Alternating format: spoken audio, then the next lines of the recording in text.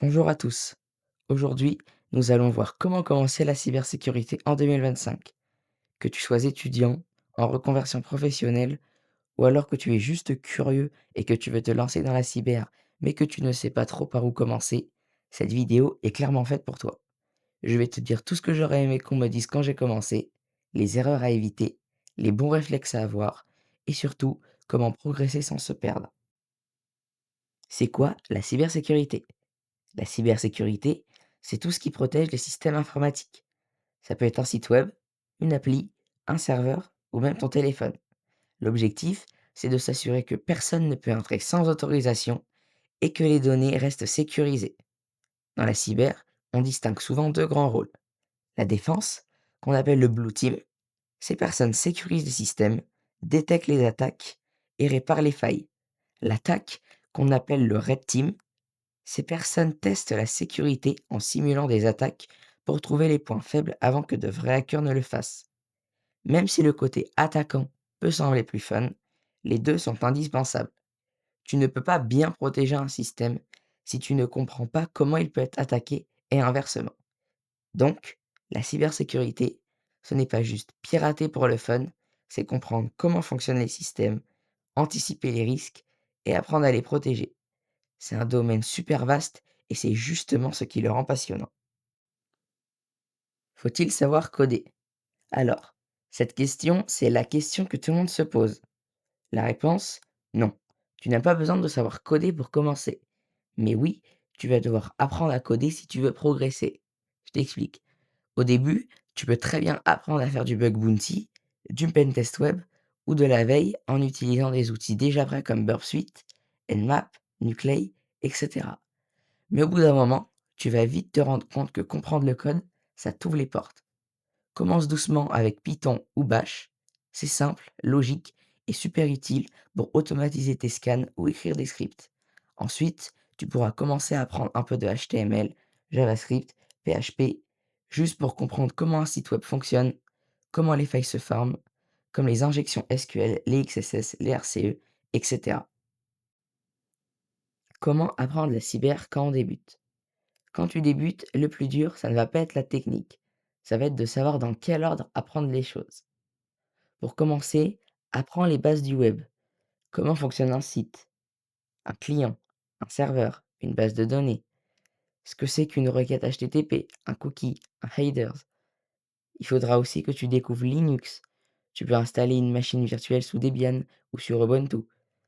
Apprends les commandes de base, ls, cd, grep, cat, etc. Comprends comment fonctionnent les permissions, les services, les ports.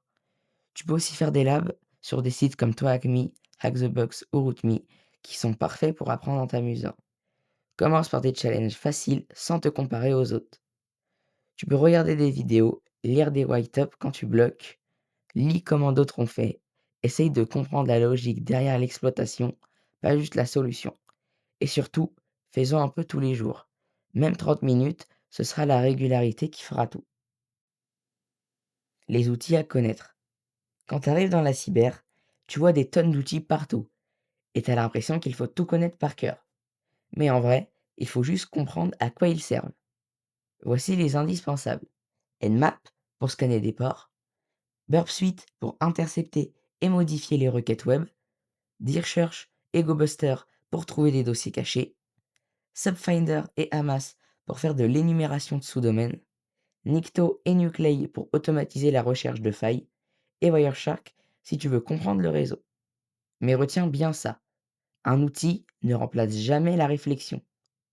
Tu as beau avoir 50 outils installés, si tu ne sais pas ce que tu cherches, tu ne trouveras rien. Les erreurs à éviter. Il y a quelques erreurs que je vois souvent chez les débutants et que j'ai faites moi aussi. 1. Aller trop vite. Tu veux apprendre tout d'un coup, mais au final, tu ne retiens rien. Prends ton temps, un seul sujet à la fois. 2. Copier sans comprendre.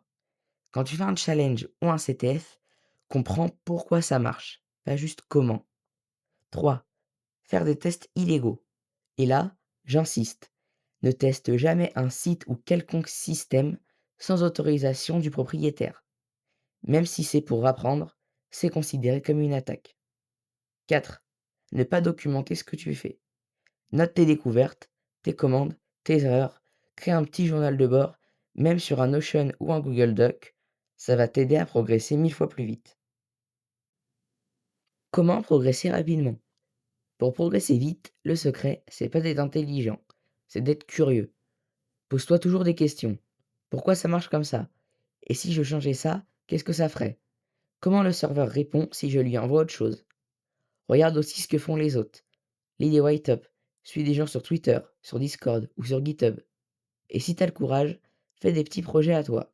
Par exemple, un script qui automatise un scan, un mini serveur web ou un outil pour toi. Même si c'est basique, c'est comme ça que tu passes un cap. Les ressources que je te conseille. TrackMe pour apprendre avec des explications simples. RootMe pour comprendre la logique des failles.